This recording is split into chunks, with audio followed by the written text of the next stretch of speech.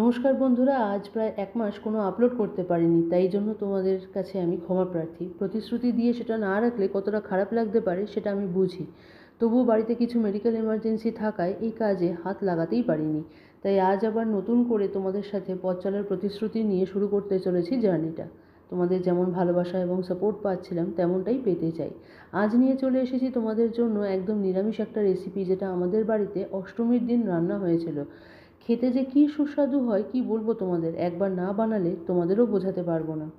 আজকের রেসিপিটা হলো আলু পটলের নিরামিষ তরকারি। প্রথমে আলু এবং পটলগুলোকে ডুমো ডুমো করে কেটে ধুয়ে রাখবো। কড়ায় দেবো পরিমাণ মতন সর্ষের তেল, তাতে প্রথমে আলুগুলো ছেড়ে দেবো। এবার পরিমাণ মতন হলুদ এবং লঙ্কার গুঁড়ো সাথে অল্প একটু নুন দিয়ে ভাজা ভাজা করে নেবো।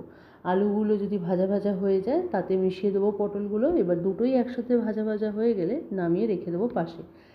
এরপরে ওই কড়াইতেই তেলের পরিমাণটা বাড়াতেও পারি, অথবা একই রেখে তাতে অল্প পরিমাণে 5 ফোড়ন দিয়ে একটা কাঁচা লঙ্কা, একটু স্বাদের জন্য পরিমাণ মতন আদা বাটা, জিরে গুঁড়ো, ধনে গুঁড়ো, শুকনো লঙ্কার গুঁড়ো দিয়ে মশলাগুলো হালকা আঁচে ভেজে নেব।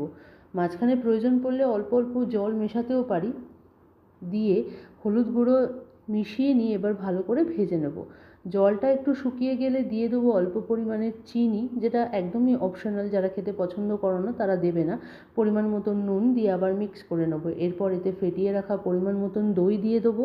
বাড়িতে লেগে থাকা বাকি দইটুকু জল দিয়ে মিশিয়ে মিক্স করে নেবো।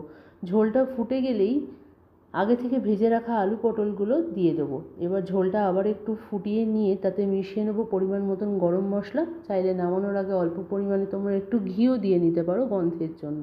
এবার ফুটিয়ে নিয়ে পরিমাণ মতন ঝোল রেখে নামিয়ে নেব।